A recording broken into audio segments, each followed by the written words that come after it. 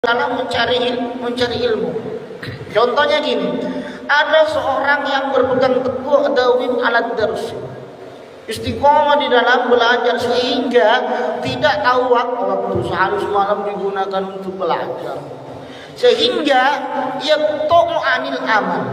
Kalau hal yang seperti itu bisa menggugurkan amal, bisa memutuskan amal, kadang kebablasan, maka hal itu percuma.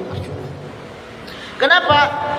Ulama memberikan solusi bagi yang thalibul ilm, belajar itu wajar, istiqomah itu wajar, namun arifku yang harus dipegang teguh, santai.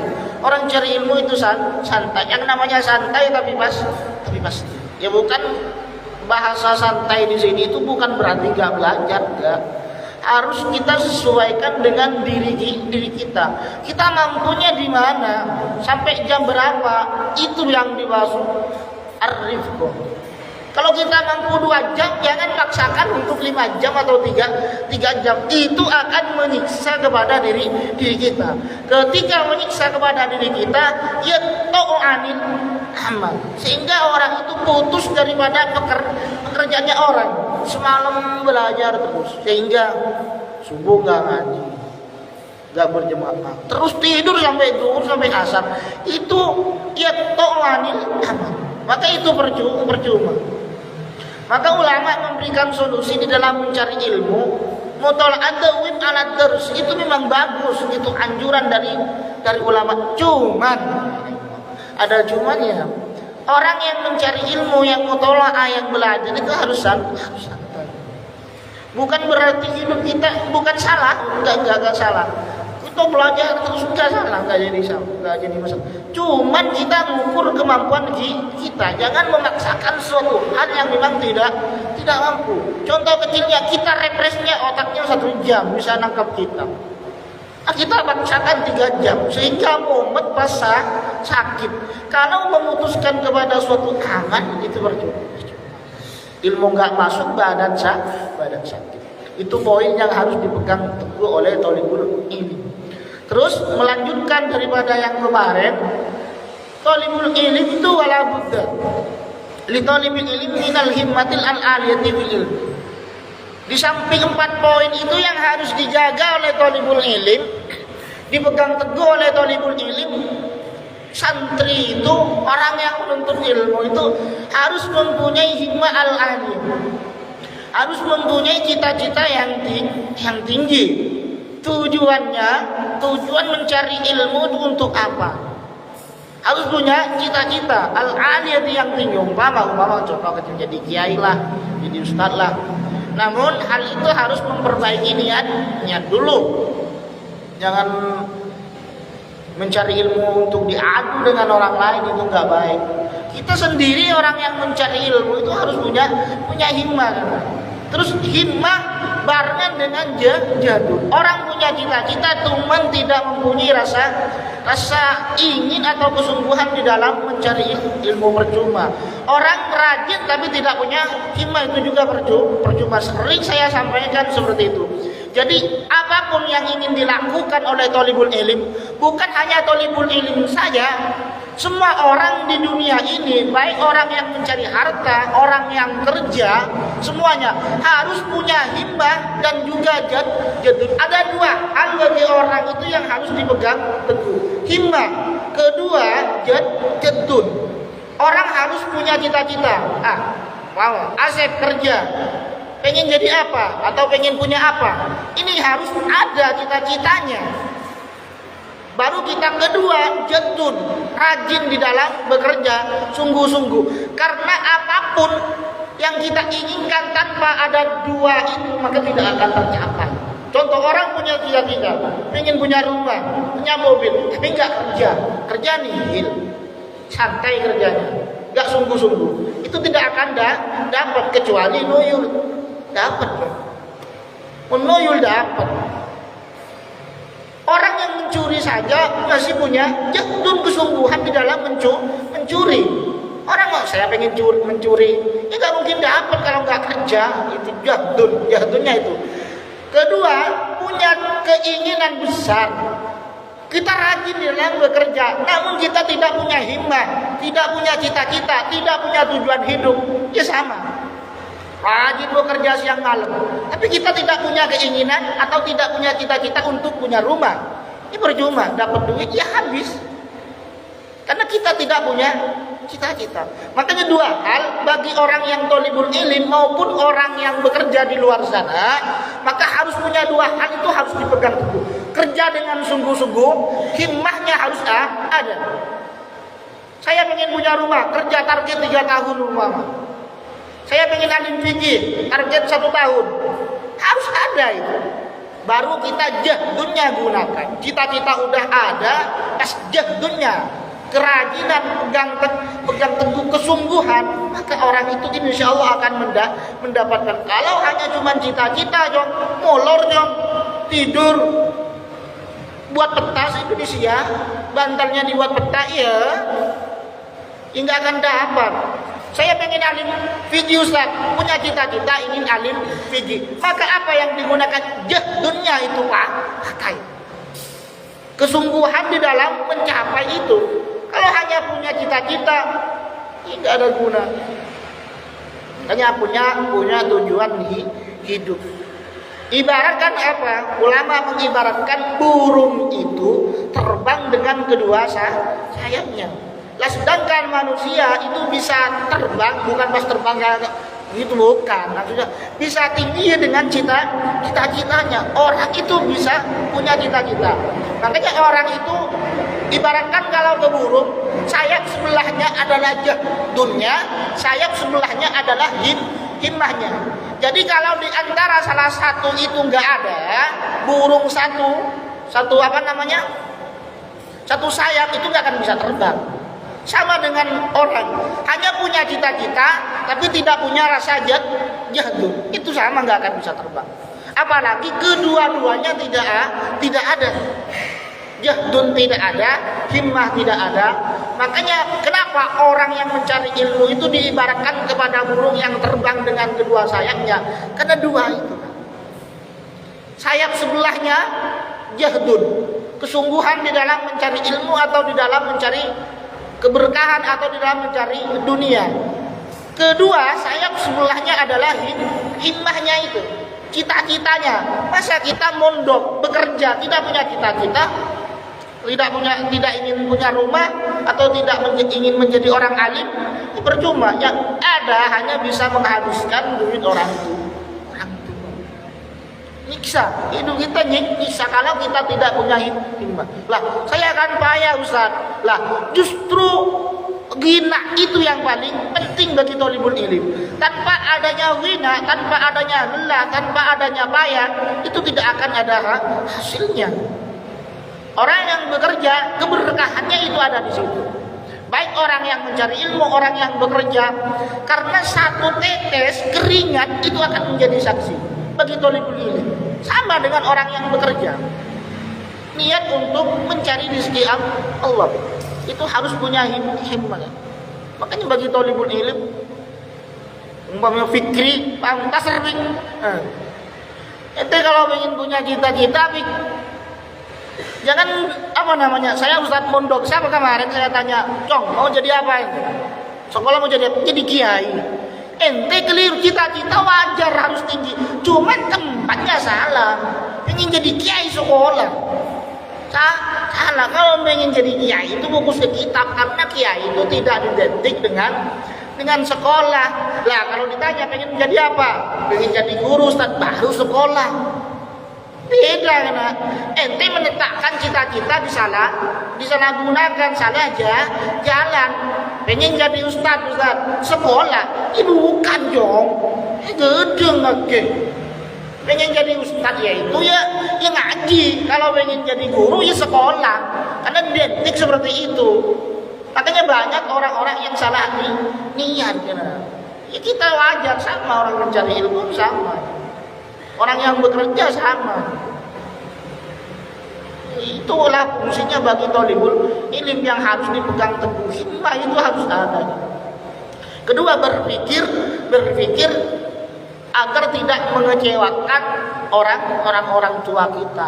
Orang tua kita yang mencari nafkah untuk membiayai kita itu bukan hal yang gampang, bukan hal yang gampang. Ampun, itu harus penting. Itu mana harus cita-cita ingin jadi kiai, jadi alim, jadi ustaz, biar terkenal. Keterkenalan kita itu tolak ukurnya bukan diri kita. Orang itu bisa terkenal ya dengan ilmunya. Orang bisa mengenal dengan sendirinya. Maka yang pernah saya sampaikan, background itu tidak terlalu penting.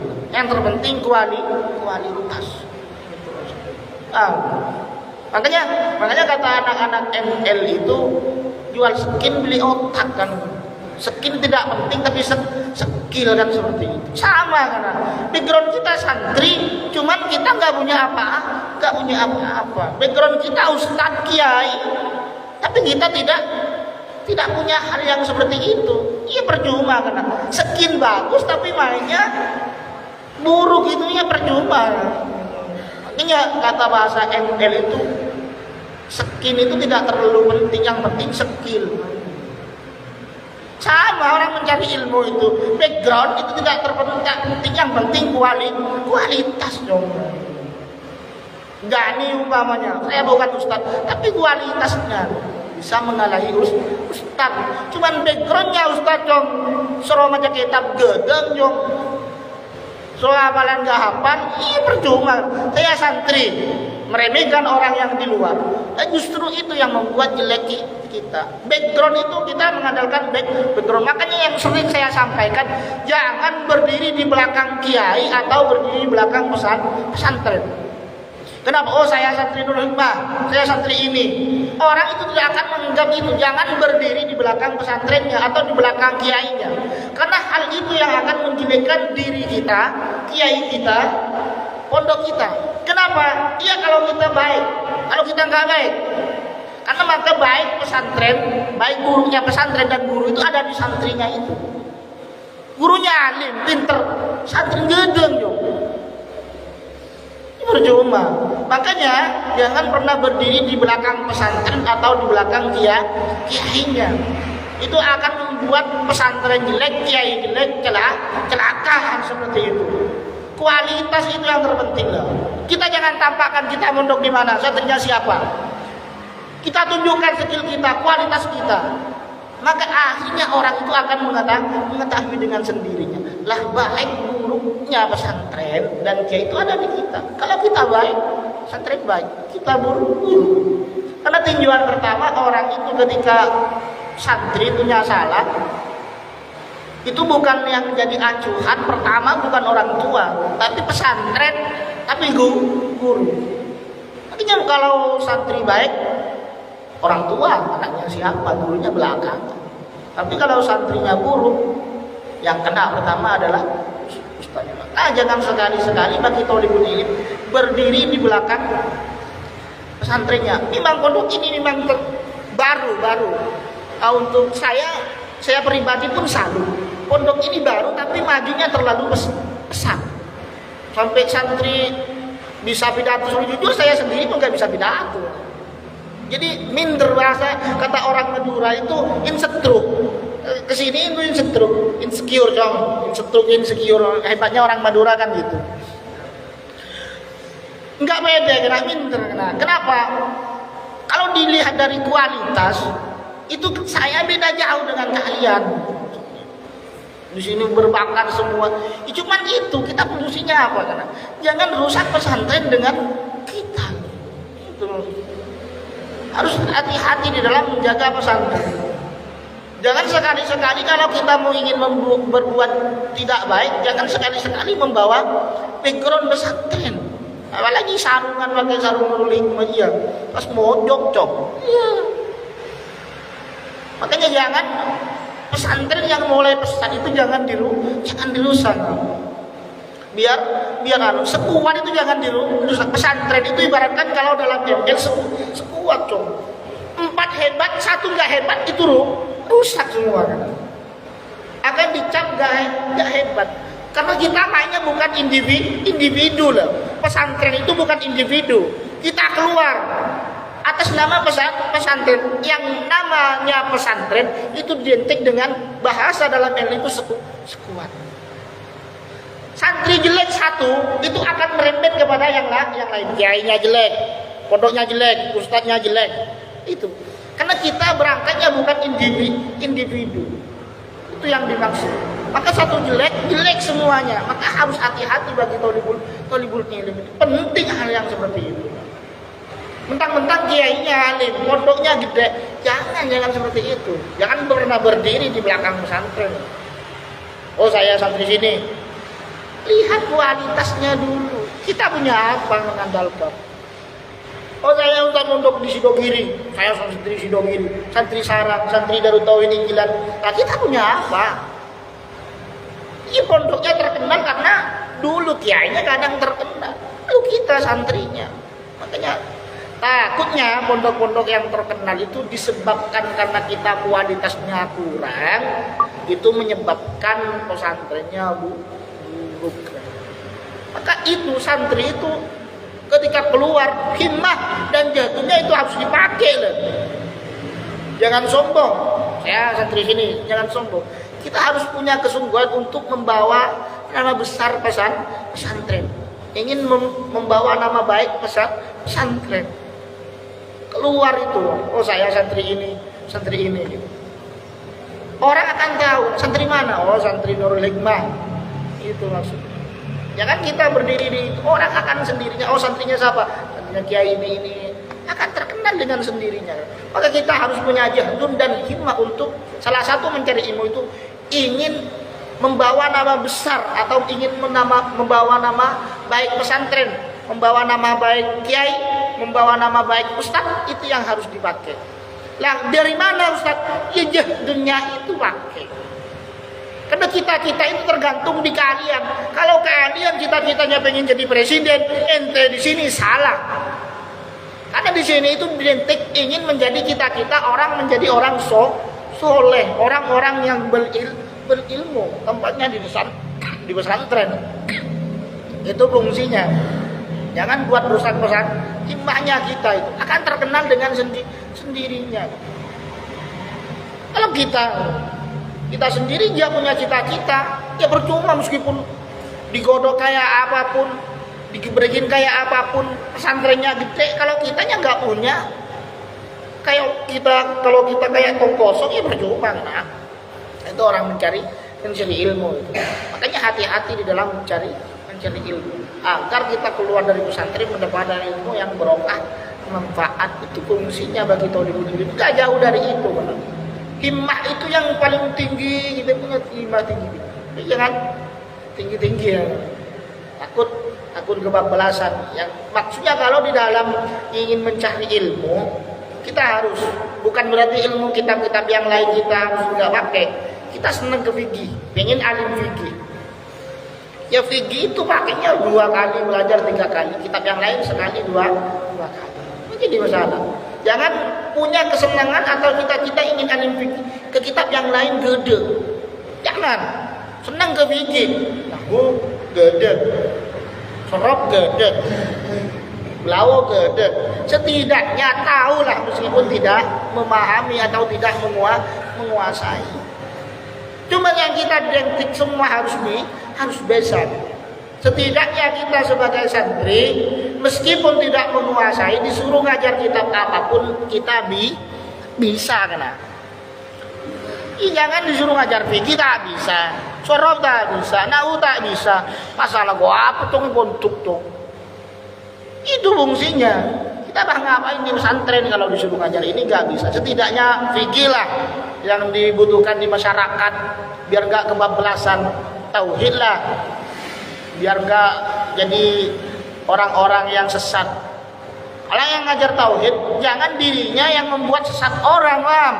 Anda nih ngajar tauhid tapi dirinya yang sesat. Bahaya, Cok. Bagedeng mana? Amin. Maka kita harus menguasai, memberikan tolibul ilm itu santri, kita harus memberikan yang terbaik kepada orang-orang di luar sana. Kenapa? Karena banyak bersyukurlah kalian jadi santri. Saya Ustaz kok dimondokin sama orang tua. Justru kalian bersyukur dibandingkan orang yang di luar. Seburuk-buruknya santri itu masih lebih baik daripada sebaik-baiknya orang di luar. Sedangkan orang di luar ngaji belum bisa, nulis belum bisa, ini belum bisa, baca Quran belum bisa, suratan belum hafal. Kadang hal itu kita karena sebagai santri dibutuhkan di masyarakat.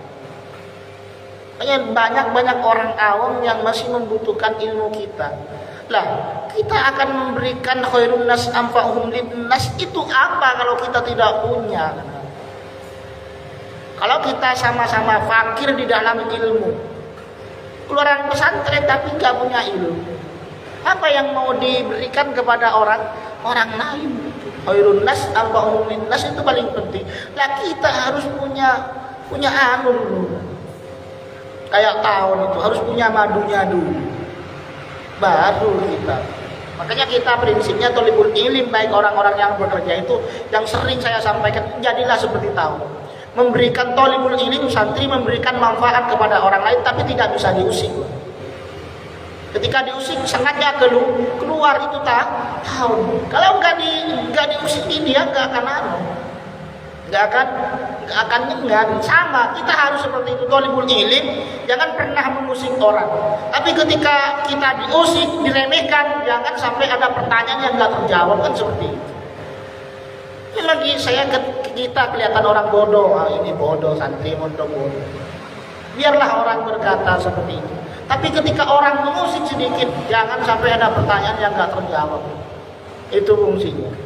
Itu ketika makanya bahasanya membangunkan macan yang sedang tidur. Kita pura-pura bodoh aja. Karena yang pada hakikatnya orang yang punya ilmu itu yang harus rendah hati. Ketika nasib jurus pamungkas baru khairun nas anfa'uhum linnas itu. Makanya bagi thalibul ilm malu kita mondok lama-lama ditanya orang nggak bisa jawab. Setidaknya pesan saya, setidaknya kalau kalian memang tidak menemukan jawaban, pakai logika ruwecong. Kecerdasan harus akal. Ketika ilmu sudah tidak ada atau di kitab tidak akal, maka konsep kedua, jurus kedua yang harus dikeluarkan akal. Akal. Ketika di kitab nggak ada ini ditanya seperti ini, ya akal keluar. Gitu. Jangan sampai mendar ketika ditanya orang. Ini apa ini? Kok bisa? Jangan kita sampai mendar. Akalnya keluar ketika ilmu itu sudah tidak dipakai, akal keluar. Jangan sampai mendar itu. Karena orang yang nanya kadang bukan nanya sekedar nanya biasa karena nggak tahu. Terkadang orang ngetes kita menggunakan logika. Kalau seperti ini pertanyaan gani. Kalau seperti ini. Maka logikanya kan dia jawab dengan logika. Sama yang sering saya tanyakan seperti ini. Allah Ta'ala juga alim. Kenapa Allah mengetahui semua yang ada di alam? Tapi kenapa Allah menciptakan malaikat untuk mencatat amal baik, amal buruk? Sedangkan Allah Ta'ala tahu itu bisa. Masuk ke logika, yang mana hal itu tidak ada jawabannya. Ini logika. Itu fungsinya. Maka ketika ilmu sudah tidak ada, mentok umpamanya regol ditanya, kayaknya nggak pernah nemu di kitab. Jadi coba keluar, harus cerdas loh. Kadang-kadang pertanyaan orang itu tidak sesuai dengan kitab loh. Maka saya sering ditanya sama orang asal usulnya sapi, asal usulnya angin. Ini kan ya mungkin saya kurang belum menemukan atau kurang mutolaah. Tapi seingat saya kalau untuk asal usulnya sapi itu tidak ada. Kan dulu saya pernah ditanya asal usulnya kambing itu dari mana? Saya jawab dari surga, gantinya Nabi Ismail yang mau dikurbankan. Sedangkan pada masanya Nabi Adam kambing itu sudah ada. Masanya Nabi Adam kambing itu sudah ada. Cuma ketika masanya Nabi Ismail mau disembelih oleh Sayyidina Ibrahim, Nabi Ibrahim nanya orang itu, asal usulnya kambing dari mana? Itu dari surga. Untuk sebagai ganti daripada Nabi Ismail yang mau dikurbankan.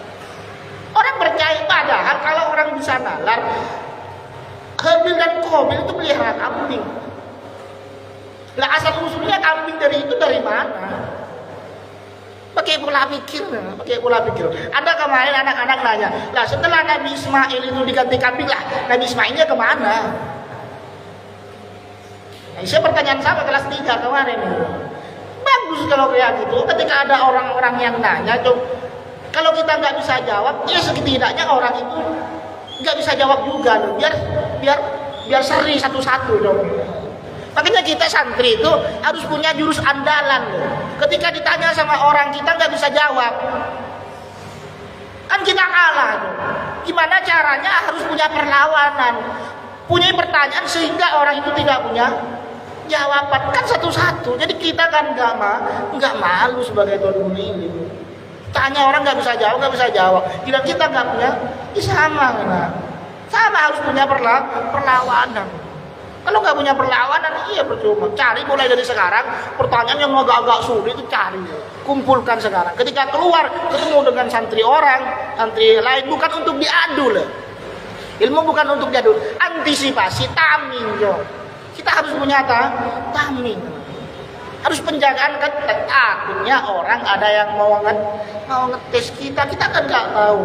Thalibul ilmi itu bukan dididik sebagai orang yang baik, orang menyikapi baik, nggak, belum tentu. Karena kadang orang menyikapi buruk kepada kita.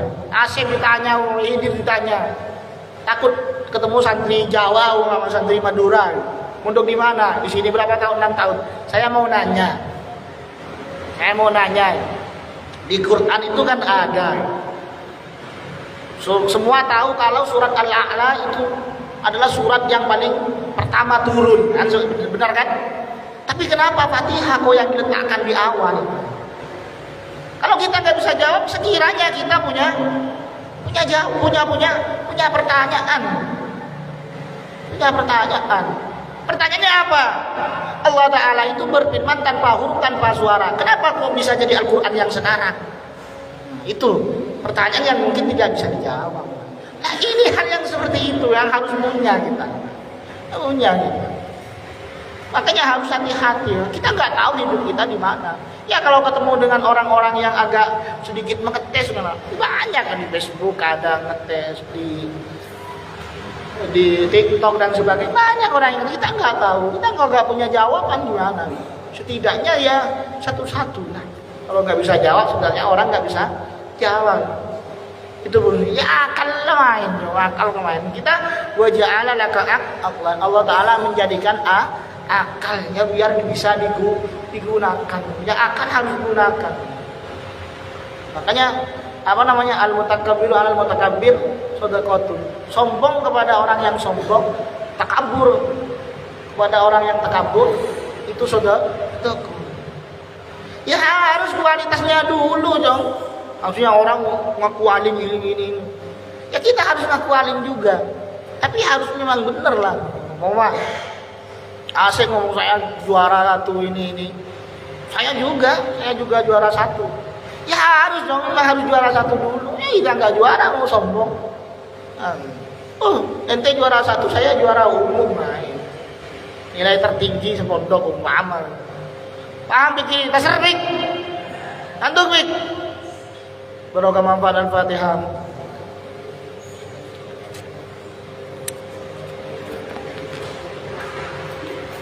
Rabbana fa'ala bima 'allamtana wa 'allimna ma yanfa'una.